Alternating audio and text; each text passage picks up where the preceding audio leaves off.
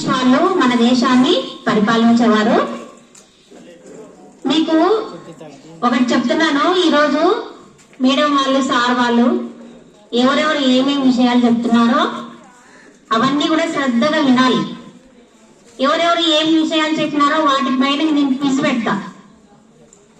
ఆ క్విజ్ లో గెలిచిన వాళ్ళకి బహుమతులు కూడా ఉంటాయి. అందుకని అంటే సార్ వాళ్ళు, మేడం వాళ్ళు ఏం విషయాలు చెప్తున్నారో అవన్నీ శ్రద్ధగా వినండి, విని గుర్తు పెట్టుకోండి. అవన్నీ మళ్ళీ ప్రశ్నలు అడుగుతాం, క్విజ్ పెట్టాను. క్విజ్ లో గెలిచిన వాళ్ళకి బహుమతులు ఉంటాయి. కాబట్టి ఈ కార్యక్రమంలో మీరు మీ మనసు అనేది ఇక్కడ జరిగే ప్రోగ్రాం పైన మీ మనసు ఉంచండి. ఇటు ఉండాలి. పూర్వము మరి మన భారతదేశాన్ని బ్రిటిష్ వాళ్ళు 200 సంవత్సరాల పైగా పరిపాలించినారు. మరి 1947 మనకు ఆగస్టు 15 స్వాతంత్రము వచ్చింది. ఇప్పుడు ఉండేటువంటి బెంగాల్ రాష్ట్రము మరి పాకిస్తాను అంతా కూడా భారతదేశంగానే ఉండిందన్నమాట. ఇవి స్వాతంత్రము మరి వచ్చిన తర్వాత పాకిస్తాన్ విడదీసినారు. విడగొట్టినప్పుడు ఈ బెంగాల్ 2 భాగాలుగా చేసినారు. తూర్పు బెంగాల్, పశ్చిమ బెంగాల్. పశ్చిమ బెంగాల్ అనేది మన భారతదేశంలోకి వచ్చింది. తూర్పు బెంగాల్ అనేది పాకిస్తాన్ ప్రాంతంలోకి వెళ్ళిపోయింది. ఆ బెంగాల్ ప్రాంతంలో అందరూ బెంగాలీ భాష మాట్లాడేవాళ్ళు. అయితే అది పాకిస్తాన్ లోకి వెళ్ళిపోయిన తర్వాత పాకిస్తాన్ ప్రభుత్వం ఏం చేసిందంటే ఉర్దూను అధికారిక భాషగా ప్రకటించింది. అందరూ కూడా ఉర్దూ నేర్చుకోవాలి, ఉర్దూలోనే మాట్లాడాలి. ఉర్దూలో మరి జాతీయ భాష, అధికారిక భాషను ప్రకటించినారు.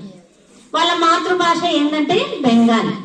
వాళ్ళు చిన్నప్పటి నుంచి కూడా మరి బెంగాలీ భాషలోనే మాట్లాడుతున్నారు. బెంగాలీయే వాళ్ళ జీవన విధానము, వాళ్ళ సంస్కృతి అది. మరి వాళ్ళు చాలా బాధపడ్డారు, మా భాష మాకు లేకుండా పోయిందని చెప్పి ఉద్యమాలు చేసినారు. ఉద్యమాలు చేసి ఈ ఉద్యమం అనేది 1952లో మొదలు పెట్టినారు. మరి ఈ 56 వరకు కూడా ఈ 1900 మరి ఆ బెంగాల్ రాష్ట్రం విడిపోయేంత వరకు కూడా దాని ఉద్యమాన్ని చేసినారు. 1956లో మరి వీళ్ళు ఏం చేసినారంటే ఈ ఉద్యమాలు చేసి చాలా గొడవలు చేసినారు. గొడవలు చేసి ఆ ఉద్యమంలో మరణించినారు. 4 విద్యార్థులు మరణించినారు. అంటే ఏమంటే వాళ్ళ నినాదం ఏంటంటే మా భాష మాకు కావాలి, మా మాతృభాష మాకు కావాలి అని చెప్పి ఉద్యమంలో వాళ్ళు పాల్గొని మరణించడం జరిగింది. ఈ పాకిస్తాన్ ప్రభుత్వం వాళ్ళు వాళ్ళ మీద కాల్పులు జరిపినారు. ప్రపంచమంతా దీన్ని గుర్తించింది అనమాట. అంటే ఎవరి మాతృభాష వాళ్ళకు గొప్పది.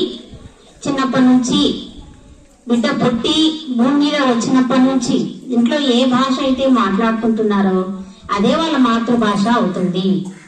వాళ్ళు ఆ మాతృభాష మాట్లాడే అధికారం వాళ్ళకుంది.